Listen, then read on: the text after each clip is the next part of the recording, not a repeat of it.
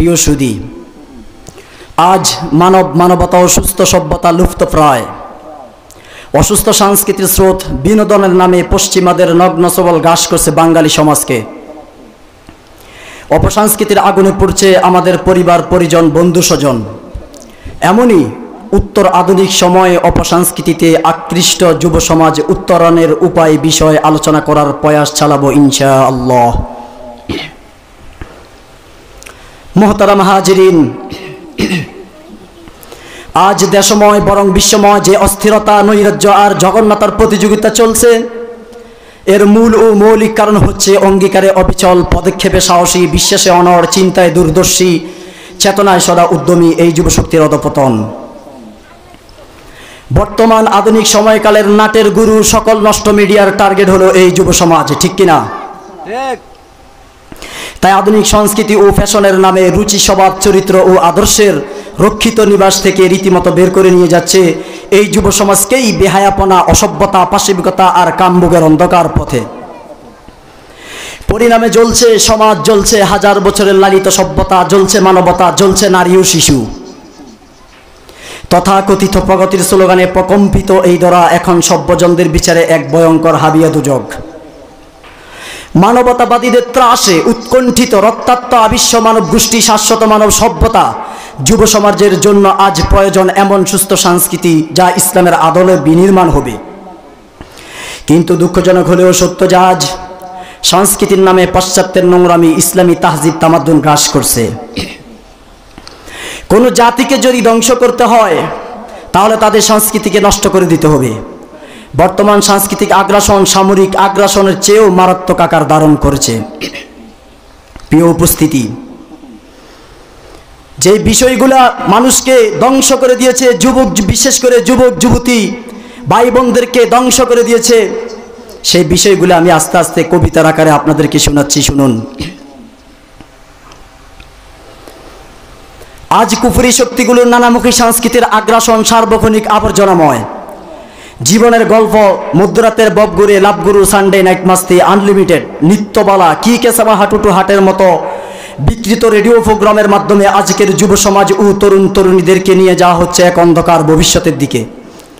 মনুষ্যত্বের উচ্চ আসন থেকে তাদেরকে নামিয়ে আনা হয়েছে নিকৃষ্ট ও হিংস্র পশুর কাতারে। বিভিন্ন দিবস উদযাপনের নামে সংস্কৃতিতে যোগ হচ্ছে নয়া দিগন্ত, April fool, valentine day, birthday, kiss day, hook day, 31st night ও পয়লা বৈশাখের নামে রমনার বটমূলে বর্বর যোগের ন্যায় তরুণ তরুণীদের নাচ, গান, যাত্রা, থিয়েটার, মেলা, প্রদর্শনী, নবান্ন উৎসব ও নাগরদোলা সহ একই প্লেটে পান্তা, ইলিশ ভোজ, সন্ধ্যার পরে শুরু হয় বিভিন্ন party, night club, guest house, KFC, আলো আদার, রেস্টুরেন্ট, স্টার সিনেফ্লেক্স পর্ব, লিটনের প্লেট, রুম ডেট, লেডিস ক্লাবে অশ্লীল ও নগ্ন সাংস্কৃতিক অনুষ্ঠান।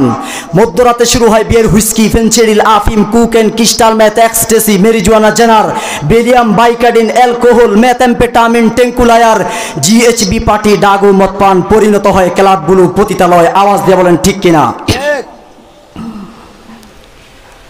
তরুণ বন্ধুরা আমার,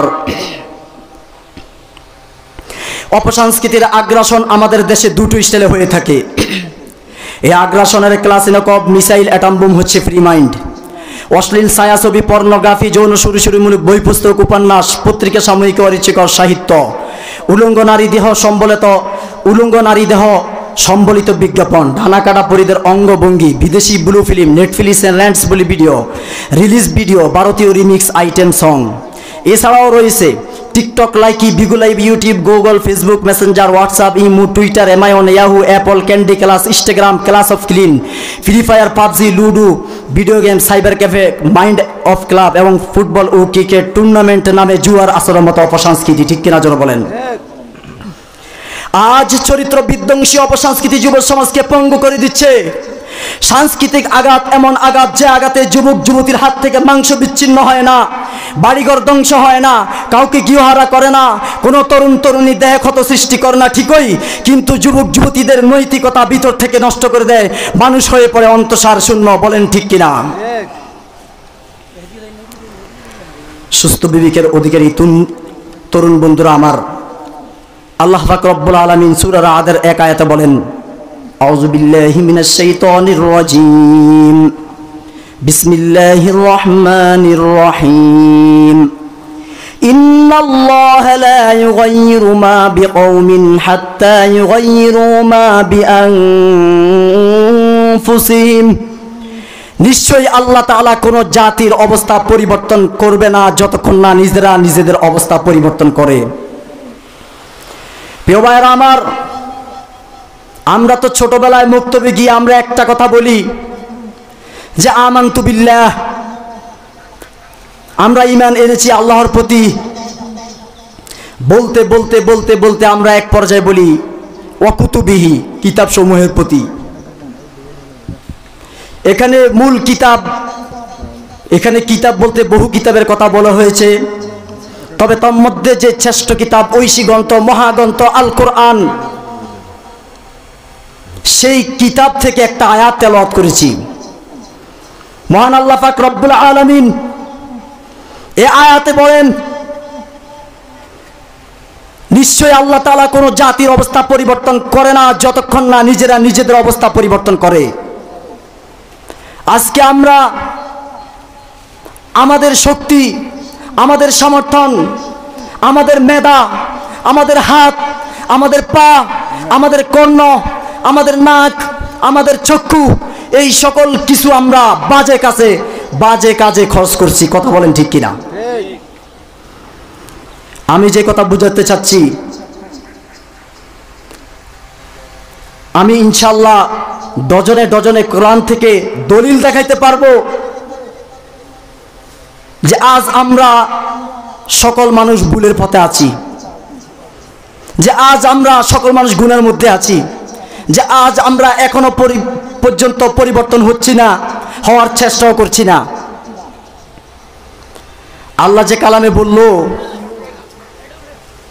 যে জাতি নিজের অবস্থা পরিবর্তন যতক্ষণ না পরিবর্তন করবে ততক্ষণ আল্লাহ তার অবস্থা পরিবর্তন করবেন না, এই আয়াত দ্বারা আমরা কি বুঝলাম? আমরা তো সুন্দর মতো খাওয়া দাওয়া, আমোদ প্রমোদ, খাওয়ার ফুর্তি করা, দুনিয়াটা মস্ত বড়, এমনভাবে নিজের জীবনকে পরিচালনা করতেছি। আসলে এটা জীবন পরিচালনা হচ্ছে না, জীবনকে ধ্বংস করা হচ্ছে। তার কারণ হলো সাহাবায়ে আজমাইনদের নমুনার দিকে যদি আমরা তাকাই, আল্লাহর রাসূল সাল্লাল্লাহু আলাইহি ওয়াসাল্লামের আদর্শের দিকে যদি আমরা তাকাই, তাহলে আমরা আল্লাহর দেওয়া ইসলাম নামক সেই ইসলাম থেকে বের হয়ে গেছি। কথা বলেন ঠিক কিনা? কোনো মানুষ রাস্তা দিয়ে হেঁটে যায়, কোথাও যায়, মানুষ তাকে সালাম দিতে ভয় পায়, সন্দেহ মনে হয়। আছে না এরকম? এরকম আছে। কারণ তার মাথা থেকে পা পর্যন্ত তার গায়ে রসুলের সুন্নতের কিছু নাই। তার চেহারার দিকে তাকাইলে মানুষ ভাবে যে লোকটা কি হিন্দু না মুসলিম, সালাম কিভাবে দেই, ঠিক কিনা? কিন্তু ইল্লা মাশাআল্লাহ, আর কিছু মানুষ জমিনে এমন আছে, তারা যখন রাস্তাঘাটে, হাট বাজারে যেখানেই চলাফেরা করে, মানুষ তাদেরকে দেখতে দেরি, সালাম দিতে দেরি হয় না, কারণ তার গায়ের রং রাসূল সাল্লাল্লাহু আলাইহি সাল্লামের সুন্নত দিয়ে রঙিনা করলো। এই জন্য মানুষ তাকে সালাম দিতে বাধ্য, আপ্যায়ন করতে, সম্মান করতে বাধ্য। প্রিয় মুসলমান ভাই ও বোনেরা আমার, আমরা আজকে যেই অপসংস্কৃতির সাথে মিশ্রণ হয়ে গেছি, তা থেকে যদি আমরা নিজেদেরকে পরিবর্তন না করি, কাল হাসর বিচার নামক একটা দিবস আছে। আপনি ভাবতেছেন না আর কয়দিন পরে পরিবর্তন হয়ে যাইব, আর কয়দিন পরে ঠিক হয়ে যাইব। এই সময়টুকু আল্লাহ পাক রব্বুল আলামিনের দারোগা হযরত আজরাইল আলাইহিস সালাম আপনাকে দিবে না। কারণ আপনার চক্ষুর সামনে আপনার বাবা চলে গেল, মা চলে গেল, দাদা চলে গেল, দাদি চলে গেল, নানা নানি চলে গেল। আপনি কি করে ভাবলেন আরো কয়দিন থাকবেন? আর এই সমস্ত কিছু কথাবার্তা বুঝার জন্যই এই সমস্ত ওয়াজ মাহফিলের দরকার। কথা বলেন ঠিক কিনা? রাসূল আকরাম সাল্লাল্লাহু আলাইহি সাল্লামের একটা হাদিস পড়ি, শুনেন। আল মারউ মা'a মান আহাব্বা, মানুষ দুনিয়াতে যাকে ভালোবাসতো তার সাথেই তার হাসর নাসর হবে। গভীর বন্ধুত্ব, গভীর ভালোবাসায় মানুষকে মানুষের দিকে টেনে নিয়ে যায়। হাসরের বিচারে আপনি এমন এক লোকের সাথে উঠবেন যেই লোকটা দুনিয়াতে থাকাকালীন আপনি তাকে ভালোবাসতেন, তার কথা মতো চলতেন, তাকে অনুসরণ করতেন, তার চলাফেরা, তার সকল কিছু, সে কোন ধর্মে ছিল সেটাও অনুসরণ করতেন। যে হুজুর এই কথা কেন বললেন যে কোন ধর্মের ছিলেন? তার কারণ হলো আজকে আমরা মুসলমান দাবি করি, আমরা মুসলমানের ঘরে জন্ম নেওয়া সত্ত্বেও আমরা আমাদের হিন্দু সম্প্রদায় ভাইদের আনুষ্ঠানিক তাদের যেই কার্যকলাপ, তাদের যে সাংস্কৃতিক, ওদের সাথে আমরা মিশ্রিত হয়ে গেছি। কথা বলেন ঠিক কিনা? তাহলে আপনি কি করে ভাবলেন আল্লাহর দেওয়া জান্নাতে আপনি প্রবেশ করবেন? কখনো না। আপনি তো মাদ্রাসার একজন আলেমকে ভালোবাসেন না। মাদ্রাসার যে আলেমকে বলা হয়েছে ইন্নামাল উলামা ওয়ারাসাতুল আম্বিয়া, যে নবীগণের ওয়ারিস পয়গম্বর, আপনি তাদেরকে ভালোবাসবেন তো দূরের কথা, বলেন তারা জঙ্গিবাদ, তারা এইবাদ হেইবাদ, তাদেরকে উগ্রবাদ, এরকম বিভিন্ন নানানভাবে টর্চারিং করা হয়। কথা বলেন ঠিক কিনা ভাইরা আমার? আজকের মাহফিল থেকে বুঝে নিতে হবে, যেহেতু কোরআনের আলোচনা, পয়গম্বর আরবি সাল্লাল্লাহু আলাইহি সাল্লামের সুন্নতের আলোচনা, এখান থেকে আমাদেরকে বুঝে নিতে হবে যে আমরা কাকে মহব্বত করছি, কার সাথে উঠা বসা করছি এবং কই যাচ্ছি। ঠিক কিনা? রসুলের হাদিস কি বিশ্বাস হয়? তাহলে আলমার উমা মান আহাব্বা, আল্লাহ রসুল বলে গেলেন যার সাথে মহব্বত রাখতেছেন তার সাথে হাসর হবে। এই হাদিসটার প্রেক্ষিতে আমি আল্লাহ তাআলার একটা আয়াত বলি, 5 পারায় আছে। ومن يطع الله والرسول فأولئك مع الذين أنعم الله عليهم من النبيين والصديقين والشهداء والصالحين وحسن أولئك رفيقا الله أكبر। আল্লাহ পাক রব্বুল আলামিন এই আয়াতের মধ্যে বলতেছেন যে আল্লাহ এবং তার রাসূলের আনুগত্য অনুসরণ করবে তারাই সাথী হবে এমন লোকদের যাদের উপর আল্লাহ রব্বুল আলামিন নিয়ামত দান করেছেন, অর্থাৎ নবীগণ, সিদ্দিকগণ, শহীদগণ, সত্যবাদীদের পক্ষ থেকে, মধ্য হতে। ওয়া হাসুনা, আর কতই না উত্তম, উলাইকা রফিকা, তারা সাথী হিসেবে। আপনি কি বুঝলেন কোরআনের আয়াতে? হ্যাঁ যুবক ভাই, কি বুঝলেন? পর্দার অন্তরালে অবস্থানরত যুবতী বোনেরা ও আমার আম্মাজিরা, খালি তো ওয়াজের মাধ্যমে একটু নাচানাচি, গান বাজনা বা গজলের নামে অনৈসলামী কিছু কথাবার্তা বলে হাসি ঠাট্টা, ঢোল বাজনা কয়ে উড়াই দেওয়ার নামে মনে করি আমরা ওয়াজ মাহফিল। না না, এই কোরআনের আয়াতটা যে বললাম, কি বুঝলেন? অর্থাৎ মহব্বত করতে হবে রসুলের অনুসারী যারা এখন আছেন এবং রসুলের সুন্নত তরিকায় চলতে হবে। আল্লাহ পাকের দেওয়া গ্রন্থ, ঐশী গ্রন্থ, মহাগ্রন্থ আল কোরআন যেদিকে আমাদেরকে পথ দেখায়, পথ অনুসরণ করে চলতে হবে। ঠিক কিনা? আর নচেত মুসলমান ভাইরা আমার, ইতিহাস ভুলে গেলে চলবে না। আপনি দেখেন ফিলিস্তিনের অবস্থা, দেখেন রোহিঙ্গার অবস্থা। রোহিঙ্গার মধ্যে আমার আপনার মতো লক্ষ কোটি মুসলমান ভাই বোন প্রবেশ, তারা লালিত পালিত হচ্ছিলেন, কিন্তু তাদেরকে শেষ মুহূর্ত থাকতে দেওয়া হইল না। তাদের উপর টর্চারিং, বোমা হামলা, অ্যাটম বোম, বিভিন্ন ধরনের নির্যাতন চালিয়ে, বিভিন্ন ধরনের কষ্ট দিয়ে ওই মুসলমানকে মাটিতে দাফন করে দিয়েছে। ইতিহাস ভুলে গেলে চলবে না। ঠিক কিনা? আপনি বলতেছেন যে মুসলমান, আমার বাংলাদেশে কিছু মুসলমান এরকম আছে, তারা বলে রোহিঙ্গা মাইর খেয়েছে তাদের দোষে, ফিলিস্তিন মাইর খায় তাদের দোষে, আমাদের কি করার? আমরা খাই দাই ফুর্তি করি, এটা আমাদের ব্যাপার না ভাই, এটা আমাদের ব্যাপার না। এটা বলতেছেন না বা ইতিহাস ভুলে গেলে চলবে না। আপনি একটা উদাহরণ শুনেন। একজন রাখাল গরুর রাখালি করতেছে, ধান খেতে গরুর রাখালি করতেছে। সে দেখতেছে যে এক লোক তার একটা গরু তার ধান খেতে মুখ দিছে, অর্থাৎ ধান খাইতেছে। সে একটা হাতে লাঠি নিয়ে ওই গরুর পিছনে বাড়ি দিচ্ছে, ফাঁসায় বাড়ি দিচ্ছে। গরুটা দৌড় দিছে, তো গরুর সামনে আরেকটা গরু ছিল যেটা বাড়ি খায় নাই, সেটাও দৌড় দিছে। প্রশ্ন করা হলো ওই গরুটা কেন দৌড় দিল?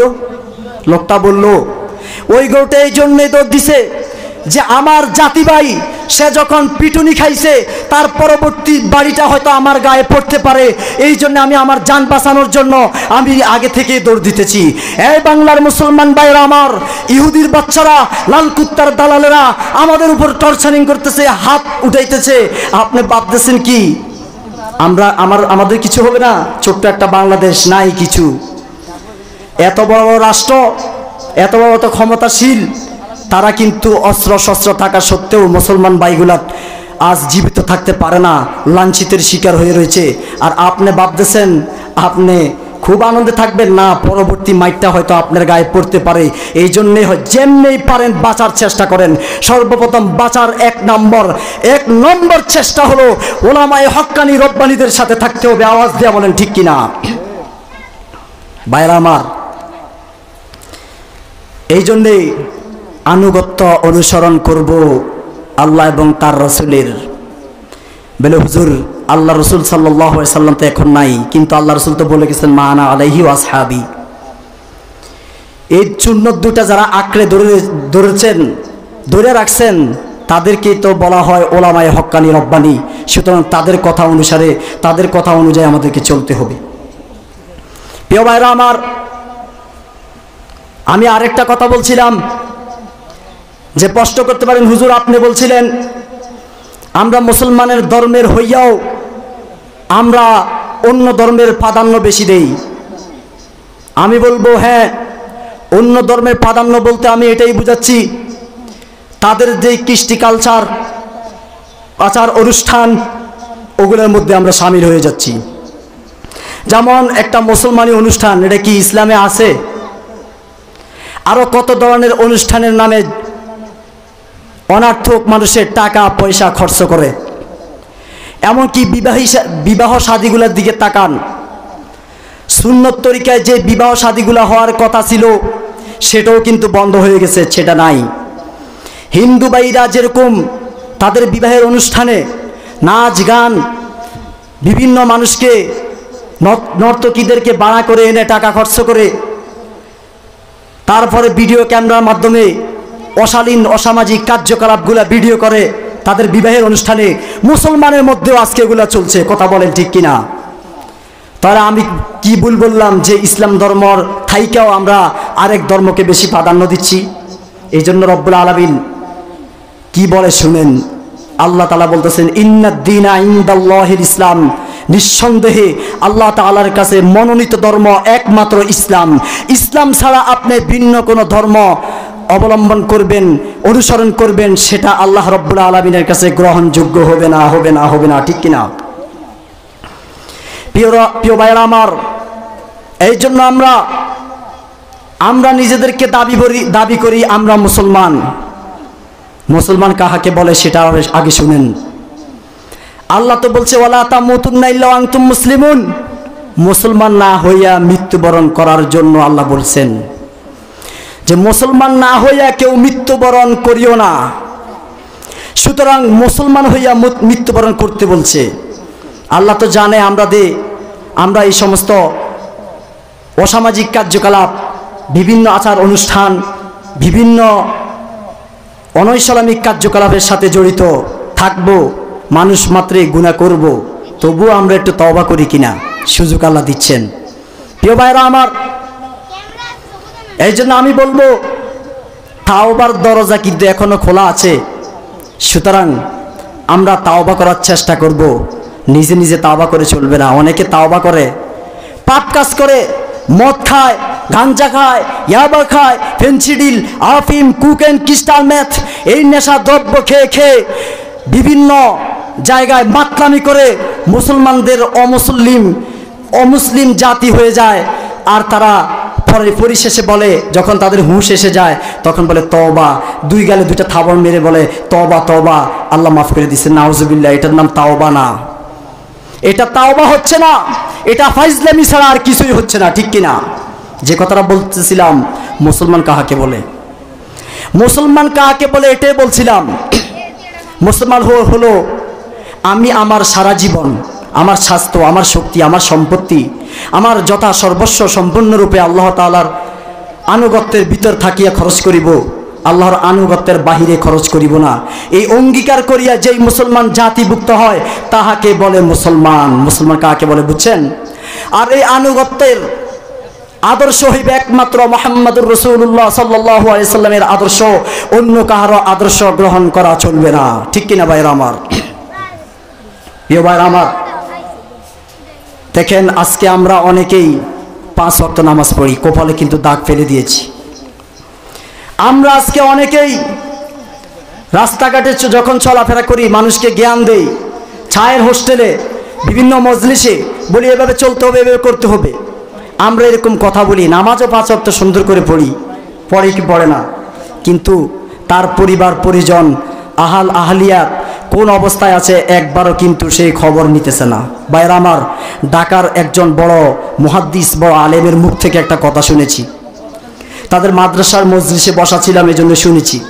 প্রিয় ভাইরা আমার, তিনি বললেন আজ আমাদের দেশটা, আজ আমাদের পল্লীতে পল্লীতে গলিতে গলিতে কি এক অবস্থা হয়ে গেল। একটা মেয়ে 13 বছর বয়স, কয় বছর? 13 বছর একটা মেয়ে, সে স্কুলে পড়ালেখা করে। মা গেছিল মেয়েটাকে আনার জন্য। শহরের সিস্টেম হলো মা মেয়েকে নিয়ে যায়, আবার অনেক সময় নেয় না, গাড়ি থাকে। তো ওই মেয়েটাকে যখন আনার জন্য গেলেন তখন মা জ্ঞান দিচ্ছে, আম্মু ভালো করে লেখাপড়া করো, তোমার জন্য আমরা ভালো পাত্রী দেখে রাখছি। আগেই বলতেছে 13 বছর একটা মেয়ে আগেই বিয়া ঠিক করে লইতেছে, যে ছেলে কাতার থাকে, ছেলে কুরিয়ান থাকে, অমুক জায়গায় থাকে, তমুক জায়গায়, এরকম জ্ঞান দিচ্ছে। তখন এই মেয়ে পাল্টা একটা কথার উত্তর দিয়ে দিলেন, হেই মা, তুমি খাওয়াও, লালন পালন করো, তুমি আদর করো, সব কিছুই করো, তোমার সব কথা শোনা লাগবে। ব্যাপারটা এমন না, তোমার চোখ আর আমার চোখ এক না, কারণ আমারও পছন্দের কিছু থাকতে পারে। নাউজুবিল্লাহ একবার বলেন ভাই, নাউজুবিল্লাহ বলেন। কেন জানেন? যেই 13 বছরের একটা মেয়ে বলে আমারও পছন্দের কিছু থাকতে পারে, তাহলে আল্লাহ বুঝেন অপসংস্কৃতির শিক্ষা ছাড়া তার ভিতরে আর কোনো শিক্ষা নাই। ধর্মীয় শিক্ষা না থাকার কারণেই আজকে এই মেয়ে তার মায়ের মুখের উপর এ কথা বলতে বাধ্য হয়েছে। ঠিক কিনা? নাউজুবিল্লাহ। তাহলে আমাদের দেশে অনেক মানুষ এরকম আছে, কোরআনের কিছু আয়াত মানে আর কিছু আয়াত মানি না। আল্লাহ বলেন, আফাতুমিনুনা বিবাদিল কিতাবি ওয়া তাকফুরুনা বিবাদ, তবে কি তোমরা কিতাবের কিছু আয়াত করিবে স্বীকার আর কিছু আয়াতকে করিবে অস্বীকার? হায় রে মানুষ, আপনি তো বললেন ওয়াকুতুবিহি, আমি কিতাব সমূহের প্রতি ঈমান এনেছি, তার মধ্যে উল্লেখযোগ্য গ্রহণযোগ্য অন্যতম ঐশী গ্রন্থ মহাগ্রন্থ আল কোরআন, সেটাই এই কুতুবের মধ্যে রয়েছে, অর্থাৎ কিতাব সমূহের মধ্যে রয়েছে। সেটার মধ্যে আপনি কিছু মানলেন। সুদের কথা বললে হুজুর কি বললেন, ঘুষের কথা বললে হুজুর কি বললেন, পর্দার কথা বললে হুজুর কি বললেন। তাহলে হুজুররা যাইবে কই? কোরআন বাদ দিলে তো সবই ধ্বংস হয়ে যাবে। যতদিন আল্লাহ আল্লাহ বলনেওয়ালা একজন থাকবে ততদিন এই আসমান আর জমিন থাকবে।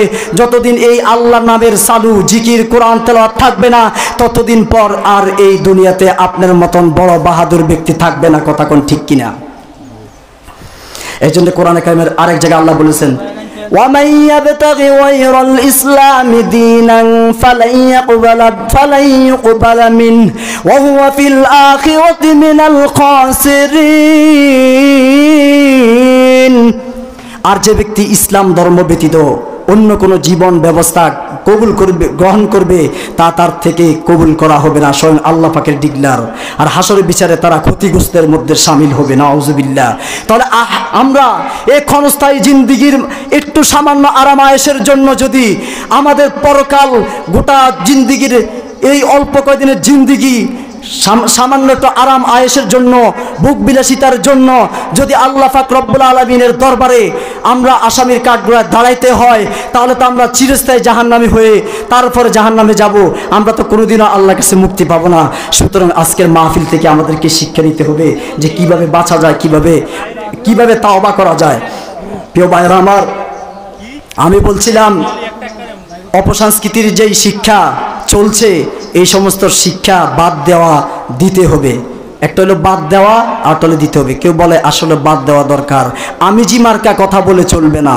প্রিয় ভাইরা আমার, আমার মুসলমান ভাই বোনেরা স্কুল কলেজে লেখাপড়া করছে, অথচ আমার মুসলমান ভাই বোনেরা পাঞ্জাবিওয়ালা টুপিওয়ালাদেরকে দেখলে উগ্রবাদী, টিটকারি, মস্কারি বিভিন্ন সিস্টেমে ক্রিটিসাইজ করার চেষ্টা করে। প্রিয় ভাইরা আমার, এই জন্য আমরা আগে সোচ্চার হইতে হবে, হুঁশিয়ার থাকতে হবে যে না, আমরা যেই চ্যানেলে লেখাপড়া করি অন্তত সর্বপ্রথম ঐশী গ্রন্থ আল কোরআন তার দিলে দেওয়ার চেষ্টা করব। কারণ এই কোরআন যদি দিলে যদি কারো থাকে, তাহলে জিনা, ব্যভিচার, যত ধরনের অসামাজিক কার্যকলাপ আছে তার থেকে তারা রেহাই পাবে। একটা মানুষ একটা বিষয় জানে না বিদেশে অনেক কিছু করতেছে, আরেকজন জানে, তারপরে সে মানে না, সেটা হলো আরেকটা বিষয় কথা। কিন্তু যে ব্যক্তি জানে না, সে কেন জানে না? যারা জানলেওয়ালা তারা তাদেরকে জানাইছে না, বিদায়ী তারা জানে না। কথা বলেন ঠিক কিনা? ভাইরা আমার, আলোচনা আমি দীর্ঘ করব না, আমি একটা কথাই বলবো যে আমি একটা রাসূল সাল্লাল্লাহু আলাইহি ওয়াসাল্লাম একটা হাদিস পাঠ করছিলাম, আল মারউ মা আমান আহাব্বা। দুনিয়াতে আমরা থাকবো, খারাপদের সাথে থাকবো, খারাপ জনগোষ্ঠীর সাথে থাকবো, খারাপ এলাকায় থাকবো, খারাপ পল্লীতে থাকবো, খারাপ মদের আসরে থাকবো, খারাপ জায়গায় থাকবো, খারাপ বাজারে যাইবো, খারাপ জায়গায় চলবো, কিন্তু এই খারাপই লোকগুলারে আমাদেরকে ভালো করার চেষ্টা অবশ্যই করতে হবে। ভাই, আপনি অল্প কিছু জানেন, অল্প কিছু জান না ভিতরে লইয়া বসে থাকবেন না, আপনি এই জানাটারে আরও মানুষের কাছে জানানোর ব্যবস্থা করতে হবে। যে আমি ওয়াজের মাধ্যমে হোক, এখন তো আল্লাহ দিলে ইন্টারনেটের যুগ, এই যুগে ঘরে বসে মোবাইলের মাধ্যমে, ভিডিওর মাধ্যমে জানাইতে পারি। সুতরাং ভাইরা আমার, কয়েকদিন আগে ইন্টারনেটের মধ্যে একটা জিনিস দেখছি, সেটা হলো জুতার তলে আল্লাহর নাম লেখা। আপনারা পাইছেন কিনা আমি সেটা জানি না, যেটা আমি স্বয়ং চোখে দেখছি। প্রিয় ভাইরা আমার, জুতা স্যান্ডেলের তলায় মোহাম্মদ লেখা, এটা একটা অপকৌশল, এটা একটা কৌশল চক্রান্ত, মুসলমানকে ধ্বংস করার একটা অপকৌশল, এছাড়া আর কিছুই নয়। আমাদের সোচ্চার হইতে হবে। মুসলমানদের যিনি নেতা, যিনি আদর্শে আখলাক, যাকে খুলুকুন নবী বলা হয় সাল্লাল্লাহু আলাইহি সাল্লাম, তার নাম যদি নিচে থাকে, নাউজুবিল্লাহ, এটা কোনোদিনও মানা যায় না। যার ছায়ায়, যার উসুল্লায়, যার মাধ্যমে এই কুল কায়নাত আসমান জমিন দেখতেছি, যার মাধ্যমে আমরা দুনিয়াতে আসছি, তার নাম যদি নিচে থাকে, তার নাম যদি অবহেলিতভাবে উল্লেখ করা হয়, তার নাম যদি শিরকিভাবে কাগজের মধ্যে লেখা হয়, বিভিন্ন জায়গায় লেখা হয়, এটা কোনোদিন আমরা মানব না, মানতে চাইও না ভাইয়েরা আমার। এই জন্য আমি একটা কথা বলবো, আজকে মুসলমান লাঞ্ছিতের শিকার হয়ে গেছে। মুসলমান, তাকে জিজ্ঞেস করেন যে কালিমা তৈবা বলতে, অনেক মুসলমান ভাই বোন এরকম আছে, তাকে যদি প্রশ্ন করে কালিমায় তৈবা বলেন, তখন সে বলে কালিমা তৈবা বলতে সে কুমিল্লায় তৈবা বলে। কালিমা তৈবার জায়গা কুমিল্লায় তৈবা, কুমিল্লা হলে একটা শহরের নাম, সে বলে কুমিল্লায় তৈবা। এরকম মানুষ আছে ভাইরা আমার। তো এই জন্য আমি বলবো, এই মানুষটা কালিমা তৈবা না জানার কারণ হলো তার পিছনে দাওয়াত দেওয়ার মতো, তাকে ডাক দেওয়ার মতো, তাকে সোচ্চার করার মতো কোনো মানুষ ছিল না, নাই। আজ আমাদেরকে হুঁশিয়ার হইতে হবে যে না, ছোটোখাটো মসজিদ মাদ্রাসা যেখানে যেই জায়গায় থাক না, যেই মানুষগুলোই থাক না কেন, আপনি আলেম হতে পারেন, হাফেজ হতে পারেন, আপনি একটা জেনারেল শিক্ষিত, আপনি একজন আলেম ওলামাদের সাথে থেকে আজকে নামাজ শিখছেন, দাঁড়িয়ে রাখছেন, সুন্নতি পরিবেশের মধ্যে আসছেন, কিন্তু আপনি জানেন আপনার পাড়ায় আপনার বাড়ির পাশে এমন কিছু মানুষ আছে যারা ইসলাম সম্পর্কে কিছুই জানে না। সুতরাং তাদেরকে জানার জন্য, তাদেরকে বুঝার জন্য আপনি কলেজে পড়েন, ভার্সিটিতে পড়েন, মাদ্রাসা কিছু হোক না কেন, আপনার তার প্রতি দায়িত্ব হলো তাকে জাহান্নামের আগুন থেকে বাঁচানো, ঠিক কিনা? কারণ আল্লাহ পাকে বলছেন, উ আনফুসাকুম ওয়া আহলিকুম নার, নিজের আহাল পরিবার পরিজনদেরকে বাঁচানোর কথা বলছেন আল্লাহ। নিজের ঘরের লোক জাহান্নামে হয়ে যাইতেছে, ভাই এগুলোর দিকে আমরা কেউ খেয়াল করি না। কথা কোন ঠিক কিনা ভাইরা আমার? এই জন্য আমি বলবো ভাইরা আমার, আল্লাহ রাসূল সাল্লাল্লাহু আলাইহি সাল্লামের পরে খেলাফত কায়েম করছিলেন ইসলামের প্রথম খলিফা নামে যাকে আমরা চিনি, হযরত আবু বকর সিদ্দিক রাদিয়াল্লাহু তাআলা আনহু। তারপরে হযরত আবু বকর সিদ্দিক রাদিয়াল্লাহু তাআলা আনহুর ওফাতের পর যিনি খেলাফত মজলিস কায়েম করেন, অর্থাৎ খলিফা নিযুক্ত হন, তিনি হলেন হযরত ওমর ইবনুল খাত্তাব রাদিয়াল্লাহু তাআলা আনহু। এই হযরত আবু বকর সিদ্দিক, হযরত ওমর ফারুক রাদিয়াল্লাহু তাআলা আনহু ইসলামের যে একটা খেলাফত কায়েম করলেন, অর্থাৎ তিনি যে রাষ্ট্রনায়ক ছিলেন, সেই যে রাষ্ট্রের সরকার ছিলেন, ওই রাষ্ট্রটা আমাদের বাংলাদেশের সমান ছিল না, তার থেকে বেশি, অর্থাৎ অর্ধেকটা দুনিয়ার বাদশা তিনি ছিলেন, ঠিক কিনা? হযরত ওমর ইবনুল খাত্তাব রাদিয়াল্লাহু তাআলা আনহুর ইতিহাসের দিকে যদি আমরা তাকাই, তিনি ভালো কোনো খাবার দাবার খান নাই, তিনি ভালো কোনো পোশাক পরিধান করেন নাই, তিনি ভালো চলাফেরা করেন নাই। যে তাকে প্রশ্ন করা হলো, আপনি একটা প্রেসিডেন্ট হয়ে কেন ভালো খাবার দাবার খান না, আপনি একজন প্রেসিডেন্ট হয়ে কেন ভালো পোশাক আশাক পরিধান করেন